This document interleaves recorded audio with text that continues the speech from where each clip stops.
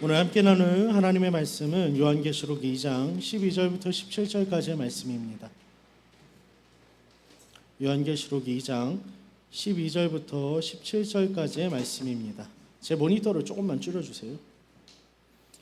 요한계시록 2장 12절부터 17절 말씀 우리 함께 교독하고 마지막 절 합독하도록 하겠습니다. 버가모 교회의 사자에게 편지하라. 좌우에 날선 검을 가지신 이가 이르시되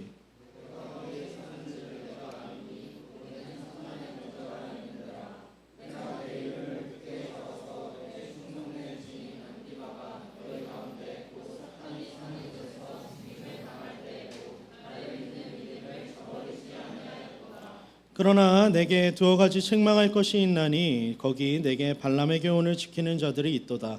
발람이 발락을 가르쳐 이스라엘 자손 앞에 걸림돌을 놓아 우상의 제물을 먹게 하였고 또 행음하게 하였느니라.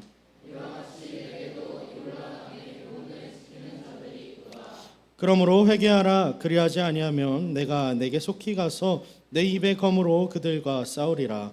귀 있는 자는 성령이 교회들에게 하시는 말씀을 들을지어다. 이기는 그에게는 내가 감추었던 만나를 주고 또 흰 돌을 줄 터인데 그 돌 위에 새 이름을 기록한 것이 있나니 받는 자 밖에는 그 이름을 알 사람이 없느니라. 아멘. 네, 자리에 앉도록 하죠. 우리 좌우 앞뒤로 인사해 볼까요? 사랑하고 축복합니다 라고 인사해 봅시다. 오늘 두 번째 요한계시록 설교로 여러분 우리 버가모 교회를 살펴보려고 합니다. 오늘 본문 12절 말씀을 먼저 우리 한번 다시 읽어볼까요? 함께 읽겠습니다. 시작. 버가모 교회 사자에게 편지하라. 아멘. 모든 교회에 쓰여진 이 편지들에 앞서서 예수님은 자신이 누구이신지를 분명하게 드러내심으로써 편지를 보내고 계신 이가 누구이신지를 이야기하십니다. 그런데 오늘 요한계시록 2장에서 지금 2장 12절 말씀 가운데에 버가모 교회에게 편지하고 계신 이분, 주님은 어떤 분으로 오늘 본문 속에서 묘사되고 있습니까? 좌우에 날선 검을 가지고 계신 분으로 묘사되고 있습니다. 그런데 여러분, 좌우에 날선 검을 갖고 계시다라는 게 어떤 의미인지를 우리가 먼저 좀 살펴보고 본문 안으로 좀 더 들어갔으면 좋겠습니다. 여기서 말하고 있는 이 검은요, 우리가 생각하는 전쟁 가운데 사용하는 어떠한 무기를 이야기하는 것이 아니라 여러분, 말씀을 상징하는 단어가 바로 좌우에 날선 검입니다. 히브리서 4장 12절은 이렇게 기록하고 있습니다. 하나님의 말씀은 살아있고 활력이 있어 좌우의 날선 어떤 검보다도 예리하여 혼과 영과 및 관절과 골수를 찔러 쪼개기까지 하며 또 마음의 생각과 뜻을 판단하나니. 아멘. 여러분, 예수님께서 지금 교회를 대하고 계시는 방법이 다른 방법이 아니라 말씀이라는 거예요. 어떻게 교회를 마주하고 계신지를 잘 보여주는 거죠. 우리는 종종 교회를 어떠한 프로그램으로, 어떠한 열심으로, 활동으로, 어떠한 헌신들로 설명하려고 할 때가 참 많이 있습니다. 그런데 주님께서 교회에게 들이대시는 유일한 잣대는 오늘 무엇입니까? 바로 말씀이라는 것이죠. 여러분, 말씀을 들을 귀가 없는 자들은 결코 생명을 소유할 수 없습니다. 교회는 하나님의 말씀을 듣는 자리라고 할 수 있죠. 그리고 그 말씀을 듣는 자들이 모인 곳이 바로 교회입니다. 그리고 그 말씀이 나를 찌르고 나의 생각을 해부하고 내 속을 갈라낼 때 비로소 교회는 살아지는 것입니다. 사랑하는 청년 여러분, 우리가 말씀 앞에 서 있는지를 좀 점검했으면 좋겠습니다. 우리 인생 가운데에서 수많은 기준들을 우리가 붙들고 살아가고는 하는데 하나님께서 우리에게 요구하시는 기준은 단 하나, 말씀이라는 거예요. 여러분 인생 가운데 말씀이 없다라고 한다면 여러분의 인생은 하나님과 아무런 관련이 없다라고 봐도 무방하다라는 것을 기억하시길 바랍니다. 그래서 오늘 다시 한 번 더 교회에게 편지하시는 그분이 좌우에 날선검을 가지신 분으로 스스로를 소개하고 있는 것이죠. 말씀이 들린다라는 것, 그리고 말씀을 읽는다는 것은요, 여러분 그냥 단순히 한 줄을 살면서 한 구절을 외우고 한 구절을 읽고 그 정도 차원의 의미를 두는 것이 아니라 말씀 앞에 서면 여러분 한 가지 특징이 있습니다. 그것은 무엇이냐면 무엇이든 다 드러나게 되어 있다라는 거예요. 우리가 살펴본 히브리서 4장 12절에서 말하는 것처럼 그 말씀이라는 것은 하나님 앞에 서서 우리의 모든 것을 낱낱이 밝혀서 우리의 마음과 누구도 알 수 없는 우리의 생각을 하나님께서 판단하신다라는 것이죠. 고로 여러분, 말씀 앞에서는 모든 것이 드러나는 겁니다. 그렇게 우리는 스스로를 치장하고 감추고 꾸미려고 할지라도, 그렇게 기만적인 인생을 살지라도 말씀 앞에 서는 순간 다 드러나게 되는 거예요. 그래서 말씀을 듣는다는 그 삶은 나의 삶을 그 말씀 앞에 놓고 다시 한 번 더 재단한다라는 겁니다. 내가 무엇을 들으며 살고 있는지, 무엇을 보고 살아가고 있는지, 무엇을 의존해서, 내가 무엇에 기대어서 어떻게 내 인생을 살아가고 있는지 말씀 앞에 설 때 비로소 다 훤히 하나님 앞에 보이게 된다는 것이죠. 그래서 여러분, 말씀 앞에 우리가 선다라고 할 때 우리가 앞에 서는 작업을 거쳐나가면 한 가지 경험하게 되는 것이 있는데, 그 앞에서 여러분 겸손할 수밖에 없습니다. 왜냐하면 우리는 말씀 앞에 서면 설수록 우리의 존재 자체가 참 연약하다라고 하는 것, 끊임없이 하나님 앞에서 죄인일 수밖에 없다라는 그 사실들을 계속해서 발견하기 때문이죠. 그래서 우리가 말씀 앞에 서는 인생을 살아가게 되면 우리는 끊임없이 하나님 앞에 엎드릴 수밖에 없는 삶을 살아가게 되어 있습니다. 사랑하는 청년 여러분, 여러분은 말씀을 어떻게 대하고 있나요? 여러분 말씀 앞에서 살아가고 있습니까? 말씀이 나를 파고드는 그 순간에 여러분은 말씀 앞에서 어떤 반응을 보이고 계신가요? 우리가 좀 고민해봤으면 좋겠습니다. 그냥 주일 예배 가운데 말씀 한번 들었다라고 끝나는, 그걸로 만족하는 인생을 사는 것이 아니라, 그 정도 종교적 만족을 누리고 살아가는 인생들이 아니라, 하나님 앞에서 내 존재가 무엇인지, 나의 실체가 무엇인지를 발견하고 왜 나에게 예수가 있어야 하는지를 그 말씀 가운데 뼈저리게 온전히 느끼고 그 예수 가운데에서 은혜를 발견할 수 있는 우리의 삶이 되길 간절히 소망합니다. 오늘 본문은 여러분 버가모 교회를 다루고 있습니다. 버가모라고 하는 이 지역은 소아시아에 있던 지역인데 세 번째 지역이죠. 소아시아에 있는 그 길을 따라서 지금 편지하고 있는 내용 중에서 세 번째 교회입니다. 그런데 이 버가모라고 하는 지역은요, 소아시아 지역에서 로마 황제에게 충성하기로 가장 먼저 돌이켰었던, 배신했던 지역이 바로 버가모라는 것을 기억해야 합니다.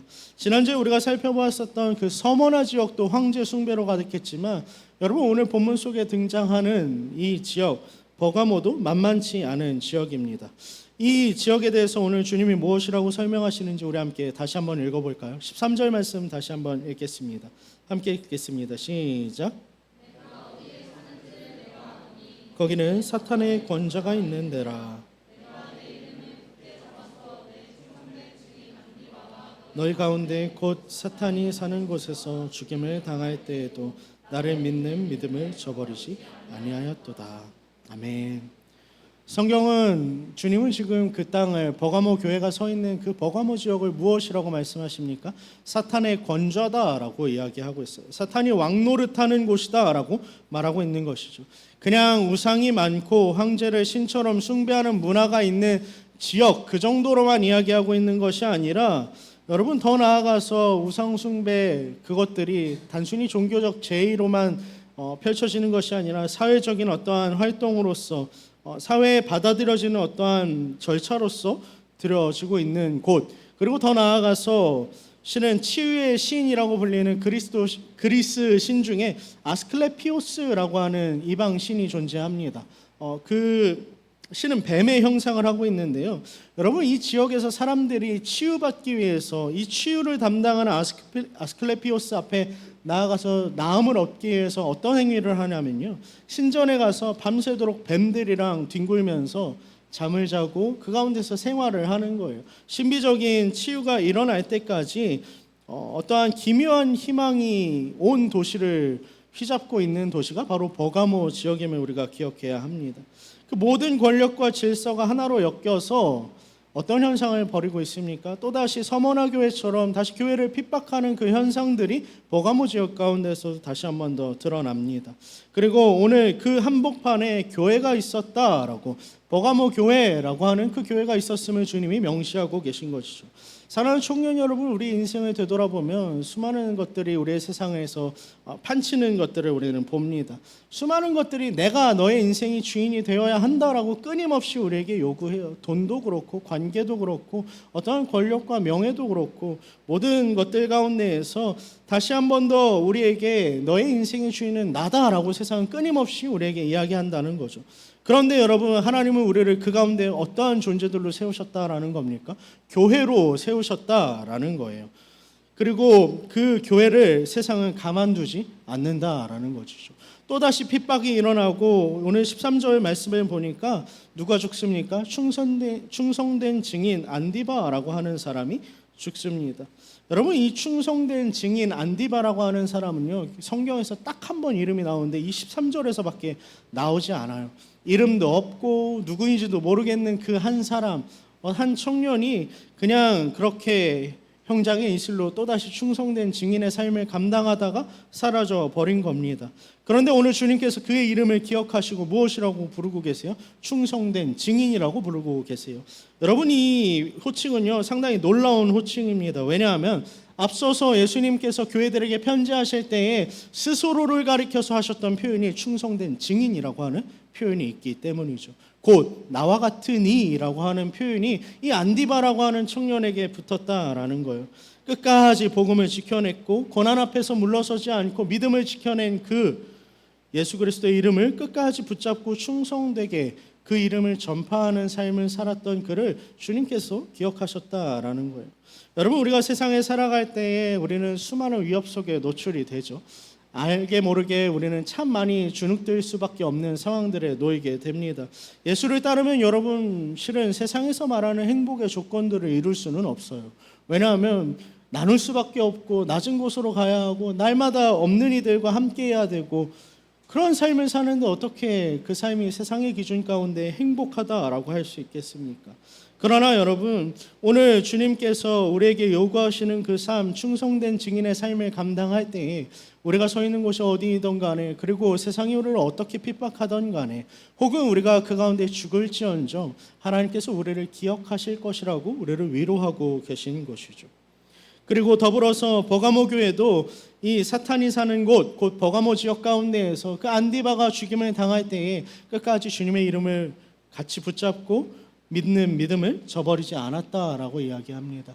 사랑하는 청년 여러분, 여러분의 삶 가운데에서 믿음을 끝까지 붙드는 여러분이 되길 원합니다. 물론 믿음이 우리에게서 우리가 어떻게 힘을 내서 어떻게 잘한다라고 붙들 수 있는 것이 아니라 믿음은 절대적으로 하나님이 우리에게 허락하시는 선물이기 때문에 여러분, 우리가 해야 할 것은 무엇입니까? 말씀 앞에 날마다 설 때에 나의 연약함을 발견하고 나의 죄인됨을 발견해서 끊임없이 하나님 나에게 오늘도 은혜를 더하여 주시옵소서라고 하는 요청으로 예수의 이름을 붙들고 예수의 이름만이 나의 소망임을 발견하고 나아가는 인생을 살아갈 때에 비로소 우리는 충성된 증인 그 삶을 감당할 수 있게 되는 겁니다.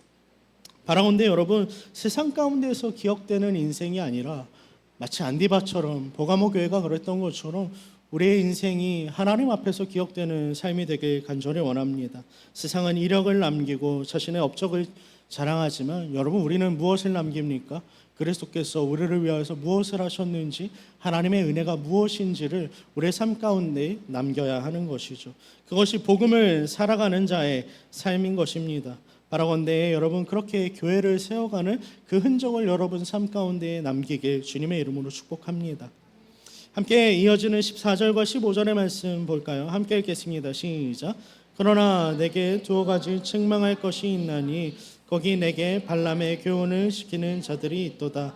발람이 발락을 가르쳐 이스라엘 자손 앞에 걸림돌을 놓아 우상의 제물을 먹게 하였고 또 행음하게 하였느니라. 이와 같이 내게도 니골라 당에 아멘. 여러분, 기독교의 역사를 자세히 이렇게 들여다보면요, 한 가지 웃긴 특징이 있습니다.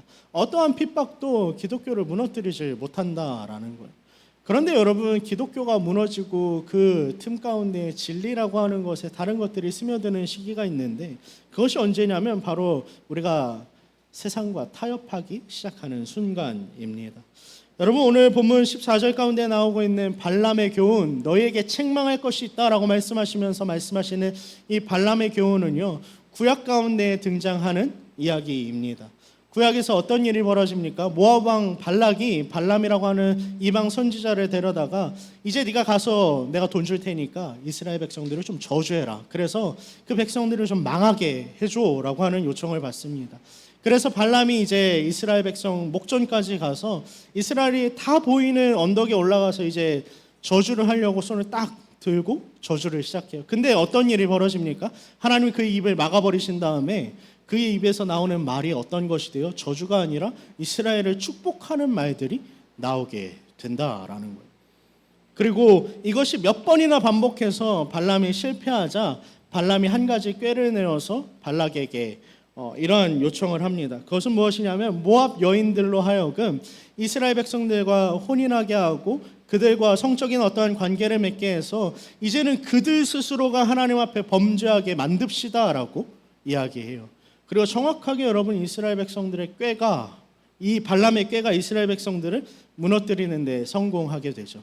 모압의 여인들과 하나님이 혼혈하지 말 것을 분명하게 이야기하셨는데 그들과 함께 섞였고 더 나아가서 그들이 갖고 들어온 우상들을 같이 섬기고 우상의 제물들을 먹는 그런 말도 안 되는 사건이 이스라엘 가운데 발생합니다. 그런데 오늘 지금 이 버가모 교회 가운데 그런 일들이 발생하고 있다라는 거예요. 가만히 들어온 어떤 것들, 뭔가 우리가 살아갈 때에 우리를 핍박하고 우리를 박해하는 것들 가운데에는 우리가 강하게 그것들을 맞서게 되지만 여러분 우리 가운데 스며 들어오는 그 무언가들을 우리가 저항하지 않고 우리 스스로 걸림돌에 걸려 넘어지는 일이 다분하다라는 거죠. 15절에 등장하는 니골라당도 마찬가지입니다. 니골라당이 강조했던 것이 바로 행음이고 우상숭배, 그 재물을 먹는 일이었어요. 여러분이 황제를 숭배한 그 우상 숭배의 제물을 먹는다는 건요, 그냥 단순히 종교적인 어떠한 의미에 참석한다라는 것, 혹은 로마 제국에 충성하겠습니다라고 하는 것을 넘어서서 여러분 이것이 삶의 일부로 받아들였다라는 것을 의미해요. 내가 우상의 제물을 먹고 또 황제를 숭배하는 것이 아무렇지도 않듯이 그냥 어쩔 수 없는 것이잖아라고 하는 타협으로 이루어졌다라는 겁니다. 그리고 주님은 분명하게 그들을 지금 책망하고 계신 것이죠. 여러분 비뉴턴 물체라고 하는 것들을 아는지 모르겠어요. 그렇죠? 알죠? 네, 비뉴턴 물체. 전분물이 비뉴턴 물체입니다. 보통 물에다가요, 여러분 액체들을 흐르게 하면 여러분 그냥 관성에 따라서 움직여야 되고 어떠한 힘이 작용되는 대로 그것들이 변화되어야 하는데 여러분 비뉴턴 물체를요 망치로 세게 때리면요 어떤 현상이 발생하냐, 이 비뉴턴 물체가 순간적으로 응축되어서 강하게 반발력을 발생시켜서 그 망치가 튕겨져 나가게 만듭니다. 액체인데도 불구하고. 그런데 비뉴턴 물체를 이렇게 녹아들게 어떻게 흐물흐물하게 만드는 방법은 무엇이냐면 그냥 살며시 손을 집어넣으면 그것이 액체로 다시 변한다라는 거예요. 마치 여러분 비뉴턴 물체처럼 교회가 세상에 반응하고 있다라는 것이죠. 세상이 우리를 박해하고 우리를 힘들게 할 때는요, 우리의 마음이 더 굳어져서 하나님 앞에 나아가고 하나님을 찾을지 모르겠는데 우리의 삶이 부유해지고 살만해지는 그 순간에 여러분 하나님을 놓기 시작한다라는 겁니다. 그리고 사탄은 분명하게 그 포인트를 짚고 들어와서 우리를 헤집어 놓는다라는 것이죠. 사랑하는 청년 여러분, 여러분 삶 가운데에서 여러분은 믿음을 지키며 살아가고 있습니까? 여러분이 타협하게 되는 그 포인트는 도대체 어디입니까? 우리가 진리 없이 은혜를 말하고 있다라면 여러분 우리가 말하는 것은 결코 복음도 아니고 그건 은혜도 아니라는 것을 기억하길 바랍니다. 여러분 인생 가운데서 타협하지 마시길 바랍니다. 여러분의 삶이 부유하든 가난하든 좋은 상황이든 어려운 상황이든 상관없이 여러분 끝까지 주님의 이름을 붙들고 나아가는 여러분이 되길 원합니다. 그러기 위해서 우리가 해야 할 것은 무엇입니까? 좌우의 날선 검, 말씀을 들고 우리에게 찾아오시는 그분을 마주하기 위해서 우리가 말씀 앞에 서는 인생을 끝까지 살아가야 한다는 것이죠. 말씀 앞에 설 때 여러분 우리는 부유할지라도 우리가 스스로 가난한 자임을 다시 한 번 더 발견하게 될 수밖에 없습니다. 다시 한 번 더 하나님이 필요하다라는 것을 고백할 수밖에 없고, 하나님 내 인생이 부유하지만 그것들이 다 배설물과 같고 나에게 필요한 것은 예수 그리스도의 이름입니다 라고 하는 그 고백밖에 말씀 앞에서 우리가 할 수 없게 되는 거예요. 바라건대 여러분 타협하지 말길 바랍니다. 흔들리지 말길 바랍니다.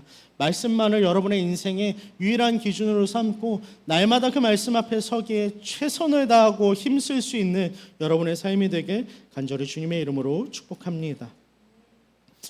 이제 마지막으로 주님께서 말씀하시는 부분을 버가모 교회를 향하여서 분명하게 이렇게 이야기하세요. 회개하라 라고 이야기하십니다.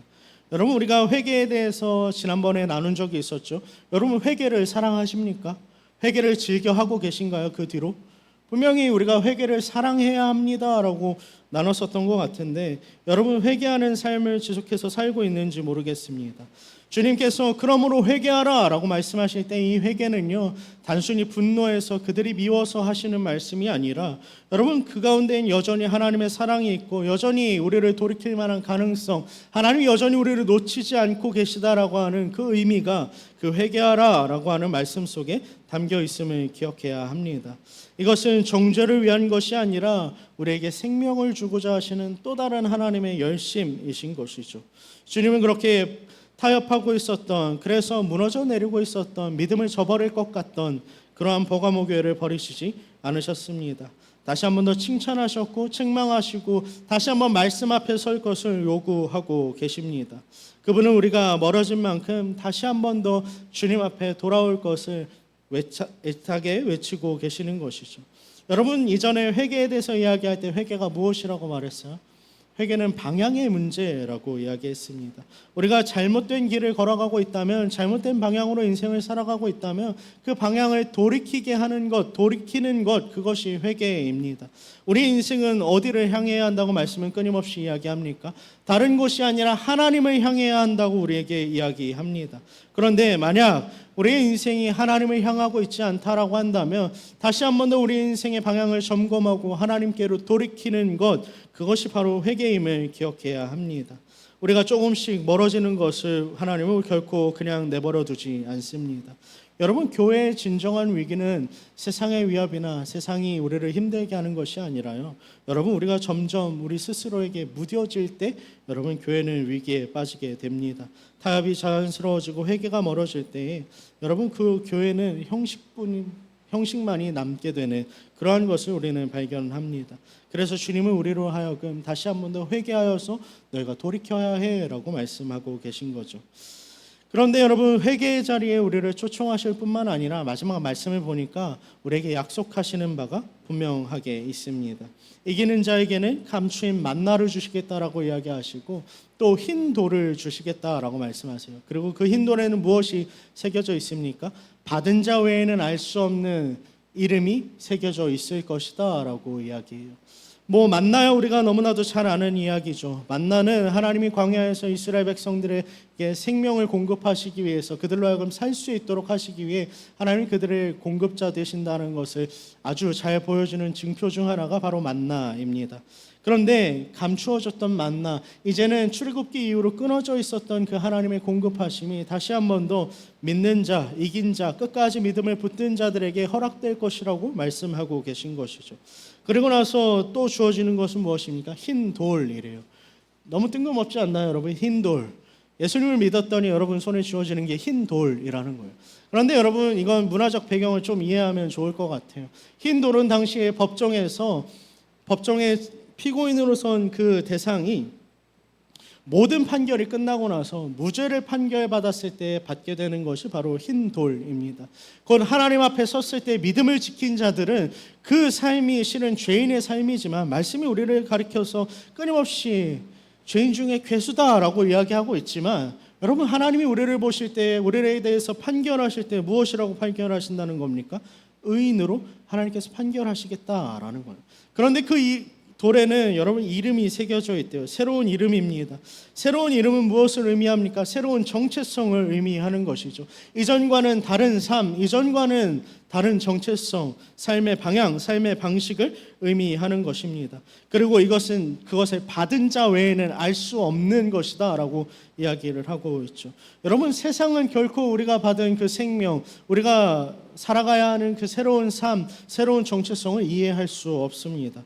왜냐하면 그들의 이해와 경험 안에서 우리는 여전히 실패자고 우리는 여전히 타협할 수밖에 없는 배신자들이고, 또 때로는 우리가 늘 무너져서 연약함을 드러낼 수밖에 없는 그러한 존재들임을 우리에게 이야기하기 때문입니다. 그러나 여러분, 세상 가운데에서 살아가는 우리의 모습 가운데 주님은 우리를 어떻게 보신다라고 말씀하시는 겁니까? 생명을 소유한 자, 새로운 정체성을 소유한 자. 그래서 이제는 세상과 다른 방법으로 살아가는 자들로 우리를 바라보신다는 것이죠. 사랑하는 청년 여러분, 우리 인생이 그렇게 되길 원합니다. 이제는 나의 뜻을 따라서 나의 삶을 내가 내 주인 되어서 살아가던 그 인생을 벗어 던지고, 여러분, 우리가 우리의 인생의 주인이 아니라 하나님이 우리의 인생의 주인이시라는 것을 우리가 믿고, 우리가 온전히 우리의 삶 가운데 아무것도 없을지라도 주님 나의 주인 되어 주셨으니 그것으로 내가 온전히 만족하길 원합니다라고 하는 그러한 믿음의 고백으로 나아가는, 세상과는 다른 방법으로 이 땅을 살아가는 우리가 되길 간절히 원합니다. 그렇게 살기 위해 여러분, 다시 한번 말하지만 우리는 또다시 말씀 앞에 서야 합니다. 그러나 말씀 앞에 선다 할지라도 여러분, 우리는 완벽하게 그것들을 이해할 수는 없을 겁니다. 그러나 우리가 말씀 앞에 서 있을 때 우리는 또 쓰러지지만 또다시 일어날 수 있고, 때로는 우리의 삶이 무너지겠지만 다시 한번 하나님께서 회복시키시는 그 삶을 경험하게 될 겁니다. 바라건대 믿음을 끝까지 지킴으로, 주님의 이름을 끝까지 붙들므로, 세상과 타협하지 않고 그 세상이 우리의 믿음을 무너뜨리려고 찾아올 때에 그 앞에서 내가 예수의 이름을 붙들고 살아가겠노라 라고 고백하며, 내가 타협하지 않겠노라 라고 말하며 온전히 그 이름만 붙들며 살아갈 때에 주께서 우리에게 허락하시는 진정한 위로와 기쁨과 자유를 누리게 되는 우리의 인생이 되게 간절히 소망하고 또 주님의 이름으로 축복합니다.